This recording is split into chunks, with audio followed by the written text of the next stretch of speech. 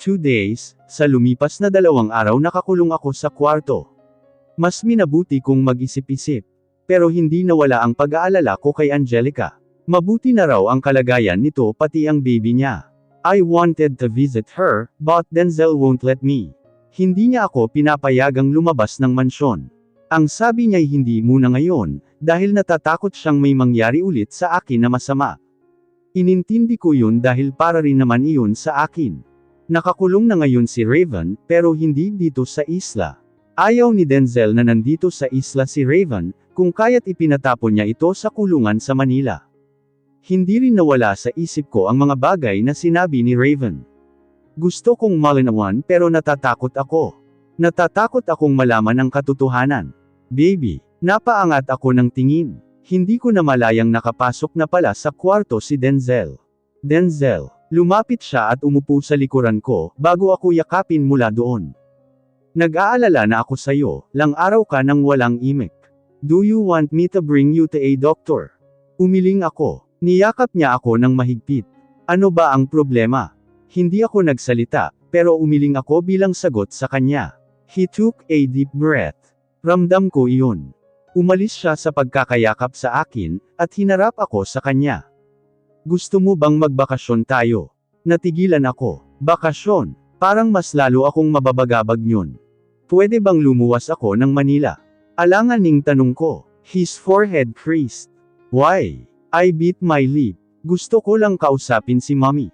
Why? Natigilan ako at napatitig sa mukha niya ngayon ay wala ng emosyon, kasi gusto ko lang siyang makausap, kamustahin. Your mother was fine. She's doing great. No need to worry about her. Still I wanted to talk her. Nagulat ako nang biglaan siyang tumayo. Napahilot siya sa sentido niya. Don't worry about her. Worry about yourself. Take a rest baby. Hinalikan niya ang labi ko, bago nagmadaling lumabas ng kwarto. Saglit akong natulala sa pintuang nilabasan niya. Nang makabawi mabilis rin akong lumabas ng kwarto. Hinanap ko siya pero hindi ko siya nakita. Naisipan kong magpahangin sa garden, pero napahinto ako nang marinig ang boses ni Denzel. What did you do? Bakit mo hinayaang umalis si Mommy? Napako ako sa kinatatayuan. Alam kong si Mommy ang tinutukoy niya. Ano ang nangyayari? Just look for her. Magpapadala na rin ako ng mga tauhan sa pier. Hindi siya pwedeng makapasok ng isla. Hindi pwedeng makapag-usap sila. Napaatras ako. Nanginginig ang mga kalamnam. Nagsimulang tumulo ang mga luha. All along, Raven was right. Tumakbo ako paalis sa garden. Binubandol ng kaba ang dibdib ko. Tumakbo ako. Balak kong kunin si Ariel, at aalis na kami sa lugar na ito. Sa pagliko ko, napasinghap ako. Halos mapasigaw at atakihin ako sa puso, nang sumalubong sa akin si B1 or B2. I don't know. Kumunat ang noo niya, at nagtatakang nagtanong sa akin. Lady Christina, may problema po ba? Wala, nakita mo ba si Ariel? Nagtataka man siya sa reaksyon ko, sumagot pa rin siya. Nasa kitchen ho. Tumango ako at umalis sa harapan niya. Pagpasok ko sa kitchen, nakita kong kumakain ito kasama ang isa sa kambal ni B1 or B2.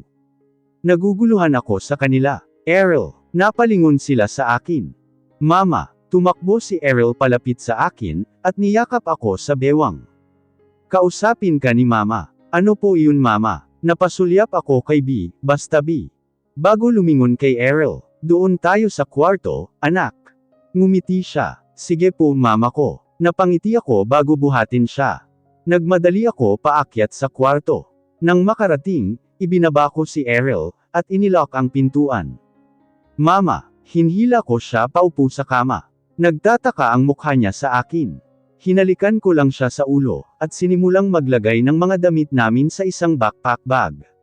Kaunti lang ang kailangan. Hindi pwedeng mahalata na umalis kami. Nang matapos hinhila ko na si Ariel palabas ng kwarto. Nanatiling tahimik at nagpapahila sa akin si Ariel. Alam ko namang gusto niyang magtanong, pero hindi niya masabi. Hindi ko rin alam kung masasagot ko siya ngayon. We need to escape. Sa paglabas namin sa main door, napasinghap ako sa taong sumalubong sa amin. Ang bilis ng paghinga ko kasabay ng pagbilis ng tibok ng puso. Humigpit ang hawak ko sa kamay ni Errol, nang mapadako ang paningin ng lalaking nasa harapan namin sa bag na nakasabit sa balikat ko. Aalis kayo. My throat went dry. Hindi makasagot sa kanya. Where are you going? I swallowed hard, Eustace. His forehead furrowed. Alam ba ito ng pinsan ko? Eustace, tulungan mo kaming makaalis dito. Lumalim ang pagkakakunot ng noo niya. Nagtataka na ngayon ang itsura niya. What happened? Is the both of you have a problem? Hindi ako nakapagsalita. He sighed. You know Christina. You should talk to him first. Umiling ako. Help us. Mahina kong sabi. He shook his head. You know my loyalty is always on my cousin. I rather to ignore you than to help. Nilagpasan niya kami, pero mabilis kong hinawakan siya sa braso. Please, hindi ba't may kasalanan ka sakin? Help us and we're even. Humarap siya sakin at diretsong tumitig sa aking mga mata. Marahan niyang tinanggal ang kamay ko sa braso niya. I'm not sorry for what I did way back then. He sighed. He messed his hair and then shook his head again. Alright, I'll help you. Not because I'm guilty but because you need it. I bit my lips and then nodded. Thank you, I softly said. Sumakay kami sa kotse niya. Nakakabinging katahimikan ang namayani sa biyahe. Hanggang sa basagin ito ni Errol. Mama, napalingon ako kay Errol. Are we going to leave Papa? Nabigla ako sa sinabi niya. Namumula ang mga mata, at bakas sa mukha ang kalungkutan. Nanuyo ang lalamunan ko. Napasulyap ako sa rearview mirror. Nakatingin mula doon si Eustace. Umiwas ako ng tingin at muling ibinalik kay Errol ang paningin. Bibisitahin natin ang lola mo. Sagot ko imbis na sagutin ang tanong niya. Tumango siya at yumuko. Mariin akong napapikit. Kasabay ng pagtulo ng luha ko. Kaagad ko din itong pinunasan. Nasasaktan akong makita, na nasasaktan ang anak ko. Napakabata niya para sa ganito. Kung sana ay. I'm sorry, Errol, may sumusunod sa atin. 2 kotse. Nanlaki ang mga mata ko. Tarantang tumingin sa likuran. May 2 kotse na sumusunod sa amin. Medyo malayo pa ito, pero mabilis ang takbo para maabyutan kami. Maluwag ang daanan. Walang kotse sa kalsada kundi ang sa amin at ang 2 kotse. Iyan mo Eustace. May I remind you, that I am the governor of this island, and I've always followed the speed rules. Kinabahan ako nang hindi talaga binilisan ni Eustace ang takbo ng sasakyan. Nahigit ko ang hininga, nang mabilis na humarurot ang isang sasakyan, para lagpasan kami papunta sa harapan ng sasakyan namin. Walang nagawa si Eustace, kung hindi ihinto ang sasakyan niya, dahil hamarang na ang kotseng nag-take over. Lumakas ang tibok ng puso ko. Lalo na nang marahas na bumukas ang pintuan ng kotseng hamarang sa amin, at lumabas doon ang galit na si Denzel. Malakas nitong ibinagsak ang pintuan ng kotse, at mabilis na pumunta sa kotse ni Eustace. Open this door. Malakas niyang kinatok ang pintuan sa pwesto ko sa backseat. Eustace, wag mong bubuksan, pakiusap. Napahikbi ako sa takot. Nag-iwas siya ng tingin. I told you my loyalty is always on my cousin. Kasabay noon ang pagpindot niya ng button, upang bumukas ang pagkakalak ng pintuan. Napailing ako. Maling-mali, maling tao ang sinamahan namin. Napasinghap ako nang higitin ako ni Denzel palabas ng sasakyan. Bitawan mo ako. Hindi ako sasama sa iyo. I gasped when he pulled me towards him. Namutla ako. Nagtataghis ang mga bagang niya. Madilim na madilim ang mukha. Mas nakakatakot ang mukha niya ngayon, kaysa noong binubugbog niya si Raven. Go, get my child, he thundered. Emphatically said that. Hindi ko alam kung kanino niya iyon sinabi, pero ang titig niya ay nanatiling nasa mga mata ko. Nagpumiglas ako. Hinhila niya ako papasok ng sasakyan, at nang magawa niya akong may pasok. Mabilis niyang pinaharurot ang sasakyan. Slow down. Hindi niya ako pinakinggan. Mas binilisan niya pa ang pagpapaandar ng sasakyan. Mabilis kaming nakarating sa harapan ng mansyon. Kasabay ng pagparada niya ang pagparada din ng sasakyan ni Eustace, at ang isa pang sasakyan kanina. Marahas na lumabas ng sasakyan si Denzel, at pinagsisipa ang gulong. Nahintatakutan ako, pero lumabas rin ako ng sasakyan. Gusto kong harapin ang bagay na gusto kong malaman. Alam kong masasaktan ako, pero kailangan ko itong harapin. Nang makalabas ako matalim niya akong tinignan. What was that, Christina? Aalis na ako. Pupuntahan ko si mommy. Inis niyang hinalamusan ang mukha. What for? I told you. She's fine. Bumukas ang galit sa puso ko. Naiinis ako sa kanya. Akala mo ba hindi ko alam? Bakit pinapaban mo si mommy dito sa isla? Natigilan siya, pero mabilis din bumakas sa mukha ang galit. It's not like that. It is. I shouted. Pinagmumuka mo na naman akong syunga. Alam ko na nga nagkakaila ka pa. Bakit? Bakit ayaw mong ipakausap sa akin si mommy? Bakit? Yun ay dahil may itinatago ka. Wala akong itinatago. Ayoko muna siyang ipakausap sa'yo. Hindi pa ngayon. I told you. Pero bakit ayaw mong sumunod sa'kin? Umiling ako sa kanya, habang patuloy na umiiyak. Inis na ginulo niya ang buhok. Umakyat ka sa kwarto mo. Huwag kang lalabas dun. No, I'm not gonna do that. Aalis kami ni Errol. Hindi mo kami mapipigilan. Kinagat niya ng mariin ang labi. Follow me or else, hindi mo na makikita si Errol. Napahikbi ako. Wala sa sariling napalingon ako sa likuran ko. Nakasandal si Yuthe sa kotse niya, habang nakamasid sa amin. Sa kabilang kotse ay nakatayo sa magkabilaang pintuan si B1 at B2. Napatitig ako sa kotse nila. Ngayon alam ko na, sila pala ang sakay noon, at sigurado akong nandun si Errol sa loob ng kotse. Inis akong umisik kay Denzel. Ang sama mo, palagi kang ganyan. Palagi mo akong sinasaktan. Nakakasawa ka na. Lamambot ang mukha niya. Akmang lalapitan niya ako, pero umatras ako. Baby, umiling ako. Mariin kong ipinikit ang mga mata. Kalaunay tinignan si Denzel na may hinanakit. Palagi mo akong sinasaktan, tell me. Is it true na nag-live-in kayo sa Amerika ni Chira? And don't you dare lie to me. I wanna know the truth. Pahina ng pahina ang boses ko. Muli akong napahikbol. Natigilan siya, it's not like that baby. Isang tanong, isang sagot.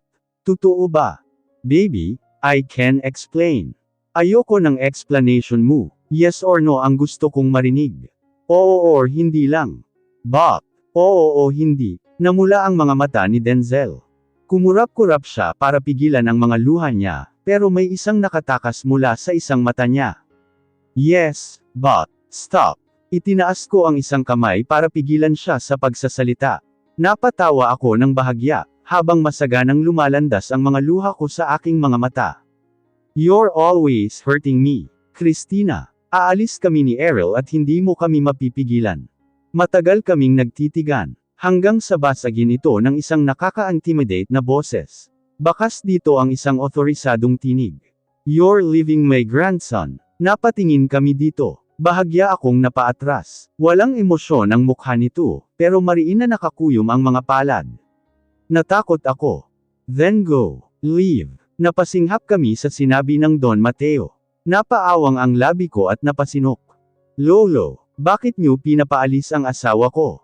Dito lang ang asawa ko. Hindi pinansin ni Don Mateo si Denzel. Nakipagtitigan sa akin ang matanda. Palakas ng palakas ang pintig ng puso ko. Napaiyak ako lalo. Takot. Natatakot ako. Nanginginig ang mga tuhod ko. Anumang oras, ay bibigay na ang katawan ko. Just leave my grandson. Lolo, bakit niyo pinapaalis ang asawa ko? Dito lang siya. Asawa ko siya, kaya ako ang magdedesisyon kung aalis siya o hindi. May sinenyasan si Don Mateo mula sa likuran ko. Hindi ko alam kung sino. Hindi ko magawang lumingon. Napako ang tingin ko kay Don Mateo. Para akong naestatwa sa kinatatayuan. Mabilis na hinawakan ni B1 at B2 ang nagwawalang si Denzel. Akmang lalapitan ako nito, pero mabilis siyang pinigilan ng dalawa. Lalo akong napaiyak ng pilit na inaabot ako ni Denzel pero hindi niya magawa, dahil mahigpit ang pagkakahawak ng dalawa at pinipigilan siya. The two of you are fired. Let me go. Let me get my wife. You don't have the right to do this me. You thies. Lo, what are you doing there? Disiplinahin mo tong pinsan mo. Opo lo. Natatarantang lumapit si Yuthes kay Denzel. Napahagulgul ako ng iyak. Nasasaktan ako na makitang ganito si Denzel. Gusot na gusot ang damit niya. Pilit siyang kumikawala sa dalawa. Umiiyak na siya ngayon. Ngayon ko lamang siya nakitang ganito. Gusto ko siyang lapitan pero hindi ko magawa. Gusto ko siyang yakapin pero tila napako ako sa kinatatayuan, at hindi ko magawang maigalaw ang katawan. Huwag. Huwag niyong ilayo sakin ang asawa ko.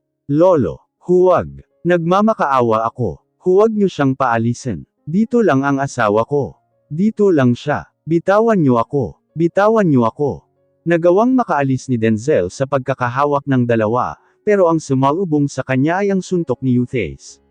Lumaban si Denzel. Sumuntok din siya pero hindi na muling nakabawi kay Eustace, nang hawakan ulit siya ng dalawa. Ang asawa ko. Ang asawa ko. Ibalik niyo siya sakin. Denzel, tama na. Tama na Denzel. Huwag ka nang lumaban. Gusto niyang sabihin iyon, pero walang boses ang lumalabas sa bibig niya. Tanging pag-iyak at hikbi ang patuloy na tinig niya. Dalhin niyo na sa loob yan. Malakas na utos ni Eustace. Gusto ko siyang pigilan. Gustong gusto ko. Dito lang siya. Dito lang si Denzel. Ayoko. Yung asawa ko. Ibalik niyo sakin ang asawa ko. Hanggang sa paunti-unti, ay tuluyang nawala sa pandinig at paningin ko sila Denzel. Nanatili akong nakatayo, habang nakatanaw sa pintuang pinasukan nila. Denzel. Akmang susundan ko siya, nang hamarang sa harapan ko si Don Mateo. Napasinghap ako. You're not healthy to my grandson. Go and get lost. Napahikbi ako. Kakausapin ko po. No need. He emphatically said. He motioned someone. Elias, ihatid mo sa pier si Christina. Opo Don Mateo, halika na po Senyorita Christina. Wala akong ginawa kundi ang umiyak ng umiyak. Napatalikod ako kay Don Mateo, at nagsimulang maglakad papunta sa kotse kung nasaan si Errol. Bawat hakbang ko ay pabigat ng pabigat. Kasabay ng pagsakal sa puso ko. Pakiramdam ko anumang oras ay bibigay na ang mga paa ko. Pakiramdam ko hindi ko na magagawang makarating sa kotse. Nanlalabo ang mga mata ko. Nagpatikip ako ng bibig, habang palakas ng palakas ang hikbi. Galit sa akin ang lolo ni Denzel, he was mad at me. I wanted to know the truth, pero double ang sakit na nararamdaman ko. Lumala ang mga pangyayari. His family is against me. They never like me. Nang magawa kong makapasok sa backseat, mabilis kong niyakap si Errol. Niyakap ko siya ng mahigpit, at muling humagulgol ng iyak. I wanted to burst this pain.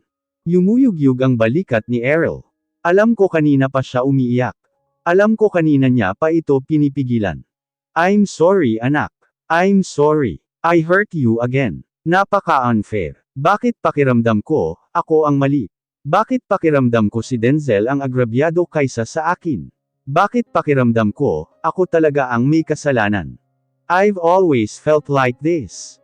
Lumibot ang paningin ko sa buong paligid ng bahay namin. Ang bahay kung saan saksi sa kasiyahan ko, namin ni Mommy at Shira. Ang tahanang napuno ng pagmamahalan. Na kahit wala si Daddy ay masaya kami. Ako, si Shira, at si Mommy. Napahikbi ako. Ang bahay na puno ng kasiyahan, ay ngayon ay puno ng kalungkutan. Pinunasan ko ang luha sa pisngi. Bahagya akong ngumiti kay Errol, ngunit nakayuko siya. Kanina pa siya tahimik. Mula nang umalis kami sa isla ay hindi na siya nagsalita. Muling namalisbas ang luha ko, pero kaagad ko ding pinunasan. Baby. Malot ang boses na tawag ko sa kanya.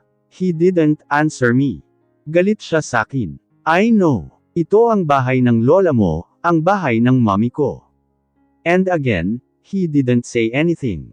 He just kept bowing his head. Mapait akong ngumiti, at hinhila siya papasok ng bahay.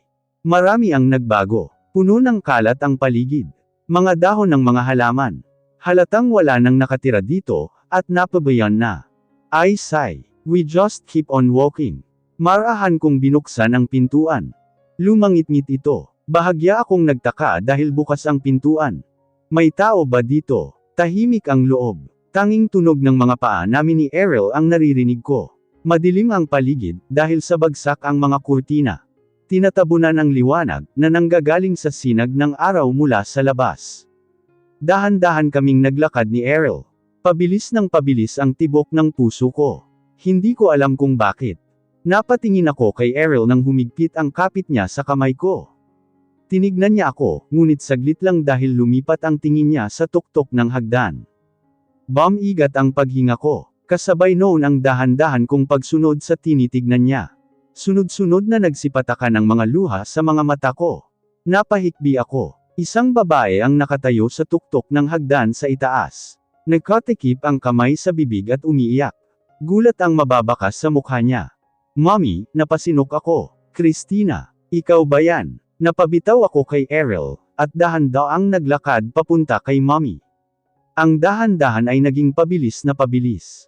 Humagulgol ng iyak si Mommy, at sinalubong ako ng yakap. I'm sorry anak. I'm sorry. Patawarin mo ako. Umiiyak na umiiling ako. Wala ka pong kasalanan Mommy. Kung sana ay sumunod ako sayo. Hindi na sana nangyari ang mga bagay na ito. Hindi, kasalanan ko. Kasalanan ko din dahil nagsinungaling ako, kami sayo. Natigilan ako. Umalis ako sa pagkakayakap sa kanya. Ano pong ibig niyong sabihin? Nagtataka kong tanong. Christina, si Chira. Napalunok ako, nasaan po siya? Nandito po ba siya? Niyakap niya ako ng mahigpit at umiyak ng umiyak. Napaatras ako sa binulong niya sakin. Ano? Patay na siya. Bahagya akong napatawa. Kasabay ng pagtulo ng luha ko. Mommy, anong biro yan? Umiling siya at nagpatuloy ng iyak, hindi ako nagbibiro anak. May sakit ang kapatid mo. She has a brain cancer. Namatay siya 2 taon na ang nakakaraan. Nawala ang ngiti ko sa labi. Umiling ako sa kanya. Nanigas ako sa kinatatayuan. Mommy, nagbibiro ka, hindi totoo yan. Buhay siya. Anak, alam mo naman na may history ang pamilya nila sa ganong sakit. Namana iyon ni Chira. I'm sorry hindi namin sayo sinabi. Bakit? Bakit? Hindi ba ako pamilya? Hindi po ba ako mahal ni Chira? Kaya ayaw niyang ipaalam. No, umiling siya. Ayaw niyang ipaalam sayo, dahil alam niya na ikaw ang mas higit na masasaktan. Mas pinili niyang itaboy ka kaysa masaktan. Kapag nawala na siya, masaktan. Hindi po ba ako nasasaktan mom? Mas nasasaktan po ako. Niyakap niya ako. Napakapit ako sa damit niya. Doon ako kumuha ng lakas. Hindi ko alam ang mararamdaman. Habang papalapit kami sa puntod ni Chira, paunti-unting pumapatak ang mga luha ko. Lutang ang pag-iisip. Sa kawalan ng tingin. Nanghihina ang mga tuhod. Bawat hakbang ay pabigat ng pabigat ang pakiramdam ko, kasabay ng pagpiga sa puso ko. Chira, nandito na si Christina. Sorry anak ngayon ko lang siya naisama. Muling napahagulgol ng iyak si Mommy. Sorry anak ngayon ko lang siya naisama. Pasensya ka na anak ngayon ko lang natupad ang pangako ko sayo. Ngayon ko lang siya naipakita sayo. Napaluhod ako sa puntod niya, at hinawakan ang lapida. Marahan ko itong hinaplos. Hey, ngumiti ako ngunit napalitan ng hikbi. Ang daye mo, ang daye-daye mo. Ang haplos ko ay unti-unting naging palo. Pinalo-palo ko ito. Ang mabagal na palo ay naging mabilis. Ang bigat na nararamdaman ko, ay bumuhos kasabay ng sunod-sunod na pagpatak ng mga luha. Ang daye mo, nasaan na ang pangako mo na walang iwanan? Ang daye mo, nasaan na ang pangako mong walang tagwan ng sekreto? Ang daye-daye mo, nakakainis ka. Ang isang kamay na pamapalo sa lapida ay naging 2. Dinig na dinig ko ang malakas na iyak ni Mommy. Na kahit ang kay Ariel ay dinig ko. Alam kong hindi siya kilala ni Ariel, pero ang iyak nito ay sobra. Kapwa sila magkayakap ni Mommy. Hindi ko gusto na ganito ang maabutin ko. Ang gusto kong Chira na sasalubong sa akin ay may hinanakit. Ang Chira na sasabunutan ako at susumbatan. Ang Chira na tatarayan ako. Pero bakit ganito? Bakit ganito? Bakit walang Chira? Bakit wala? Gusto kong marinig ang boses niya. Gusto ko siyang makita hindi ang litrato niya. Bumangon ka dyan. Bumangon ka sabi, bakit wala ka saking sinasabi? Bakit hinayaan mo akong mag-isa? Bakit hinayaan mong masaktan ako? Unti-unting nanghina ang mga kamay kong pamapalo sa lapida. Napakuyong ako ng mga kamao. Bakit hindi mo ako hinayaang makasama ka sa mga oras, araw, buwan, taon na naghihirap ka?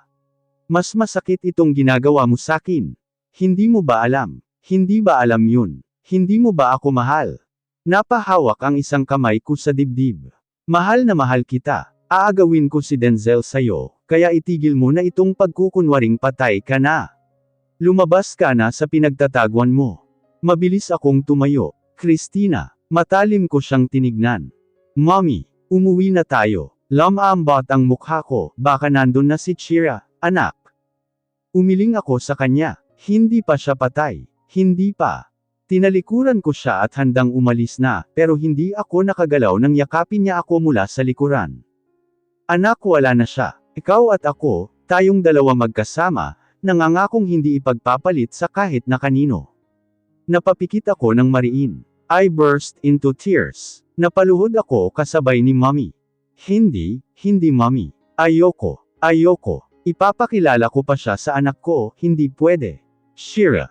Nagpumiglas ako, pero nanatili nakayakap siya sa akin.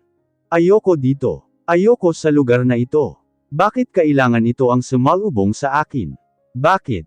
Mommy, ipapakilala ko pa sa kanya si Errol ko. Unti-unti akong nanghina. Nanatiling nakayakap sa akin si Mommy. Hanggang sa yakapin din ako ni Errol. Tama na po, mama ko. Huwag ka na pong umiyak, mama ko. Napalunok ako. Tahimik na umiyak, at muling inilabas ang bigat na nararamdaman ng puso ko sa pagkawala ni Chira. Tulala akong napatitig sa pintuan sa kwarto. Maagang pinatulog ni Mommy si Errol. Pero ako ay hindi ko magawang matulog. Naaalala ko si Chira. Ang mga bagay na ginagawa namin. Ang mga panahon na masaya pa kami. Mga panahon na walang Denzel. Walang away at walang sakitan. Namalisbas ang mga luha ko, nang maalala ang ikinwento sa akin ni Mommy. Noong umalis ako, nagpunta sila sa Amerika dahil lumala ang kalagayan ng sakit ni Chira. Doon nag-undergo siya ng chemo, ngunit hindi rin nagtagumpay na gumaling. Masyadong malala ang sakit niya. Napayakap ako sa sarili. Dahan-daang bumagsak ang katawan ko sa kama.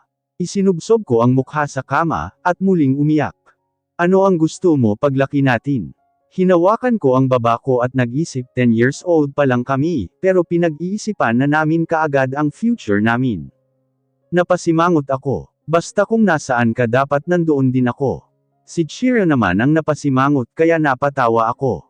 Hindi pwede yun. Hindi naman habang buhay na magkasama tayo. Humawak ako sa braso niya at humilig sa balikat. Basta. Iyon ang gusto ko. Ikaw. Anong gusto mo? Yumuko siya. I want to live with you. I wanted to be with you. That's my biggest dream. Kumunot ang noo ko. Bahagya ko siyang sinabunutan kaya napatawa siya. Malamang, kapatid mo ako. Kaya magkasama dapat talaga tayo. Kinabukasan noon umalis sila ni Mommy papuntang Amerika. Ang sabi may kumuha kay Chira na school doon, dahil talaga namang matalino siya. Nagtampo ako dahil di ako sinama, at tanging katulong ang nakasama ko sa loob ng 1 taon. Tumatawag lamang sila para kamustahin ako. That was fine with me. Pero ngayon ko lang nalaman na nagsinungaling sila sa akin, iyon pala ang araw na nagsimulang nagkasakit si Chira. Gumaling siya sa loob ng 1 taon pero bumalik din pala ang sakit niya. Namana niya ang sakit sa tunay niyang mommy. Ito din ang ikinamatay nito. Kasabay ng pagkamatay ng mommy ni Chira, ang pagkamatay ni Daddy. Hindi makayanan ni Daddy ang pagkamatay ng babaeng mahal, kaya sumama siya dito. Si Daddy ang huling kasama ng mommy ni Chira bago ito mamatay. Kinabukasan nalaman na lang namin na namatay si Daddy. Ibinangga nito ang kotse niya. Natagpuan itong patay sa loob ng kotse, yakap-yakap ang mommy ni Chira. Nalaman na sinadya nitong ibangga ang kotse. Sapat ng proof ang magkahawak nilang kamay, at yakap-yakap ang isa't isa, para sabihing mas pinili nilang mamatay ng sabay. Pinili nila na hanggang sa dulo ay magkasama pa rin sila. Masakit dahil hindi man lang kami binigyan ng pagkakataon na makasama siya. Namatay sila noong baby pa lang kami ni Chira. Hindi man lang namin naramdaman ang pagmamahal niya, bilang isang ama. Napahikbi ako. Daddy, nandyan na po si Chira. Kasama niyo na siya. Masaya na po ba kayo, dahil buo na ang pamilya niyo? Kasama mo na po ang babaeng mahal mo, plus ang anak ninyo na si Chira. Masaya ka na po ba? Kasama mo na sila, siguro sobrang saya mo na Daddy. Kumuyam ang mga kamay ko. Pero ako Daddy hindi masaya. Hindi po ako masaya na kinuha niyo din si Chira, Daddy naman. Yumugyug ang mga balikat ko. Unti-unting kumawala ang malakas na iyak sa labi ko. Hanggang sa huli napaka-unfair mo pa rin daddy. Hanggang sa huli mas pinili mong kunin si Chira. Mas pinili mong pahirapan ako. Mas pinili mo ang pamilya nila, kaysa sa amin ni mommy. Mas pinili mong mabuo kayo kaysa sa amin. Pero okay lang daddy, at least hindi na maghihirap si Chira. Hindi na siya masasaktan. At least ngayon makakapiling ka na niya. Kayo ng mommy niya. Pumikit ako ng mariin. I love you both.